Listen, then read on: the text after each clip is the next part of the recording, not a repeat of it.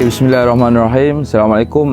Saya Muhammad Syazwan bin Nazri ataupun dikenali sebagai Wan lah di Feral 88 ni.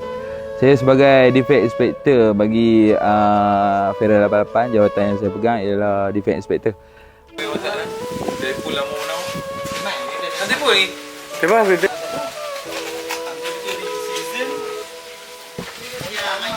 Beli benda kopeng sebenarnya saya ni dia macam ni lah. Kami sebenarnya filem yang kami jadikan ni, filem pendek ni sebenarnya kami sama-sama lah pakat-pakat. Semangat tu datang daripada Tuan Farid sendiri. Permulaan cerita dia tu kami pun tak terlintas untuk menerbitkan filem Kemeja Carik ni. Jadi idea semua diterbitkan oleh Tuan Farid. Jadi saya pun kadang-kadang kita dah tak terbiasa dengan orang kata perfilman ni. Saya tak tahu semangat tu main dari mana daripada Tuan Farid ni. Jadi saya follow sahaja. Saya pun orang kata orang belakang lah yang support Tuan Farid untuk buat filem-filem ni. Dan dia buka satu jalan cerita dan dia tulis skrip sendiri dan dia serahkan kepada Tuah lah. Selalunya Tuah yang akan huraikan balik menjadi satu jalan cerita yang sangat-sangat baik lah. Jadi cerita ni tuan-tuan harus tengok lah. Sangat-sangat cantik dan menarik. Tak banyak pun, saya sebenarnya tak berlakon banyak pun. Cuma saya, orang kata macam ni lah tugas-tugas kita dalam sambil-sambil kita bekerja kan. Orang kata bertambah lah, orang kata tambah kepala sikit lah, sebab sikit kan. Kita tolong-menolong saja. Kami ada 3 biji rumah yang kami buat lawatan.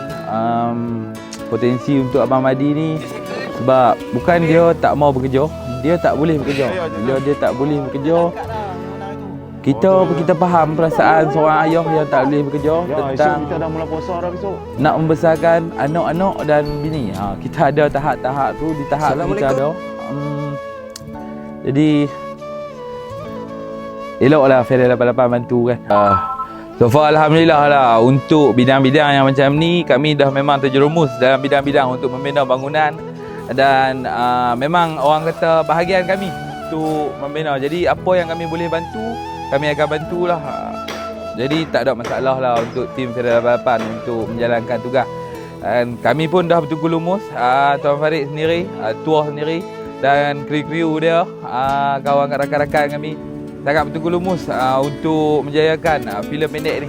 Jadi Feral 88 mengucapkan ribuan terima kasih lah kepada ni kan, rakan-rakan kita semua yang betul-betul lumus. Kami dah tak rehat dah dekat-dekat Ramadan.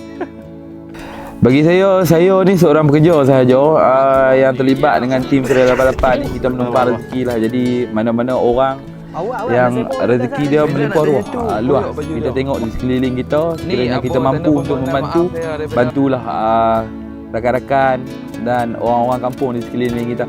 Yang tu sahaja. Janji tim Feral 88 terbaik.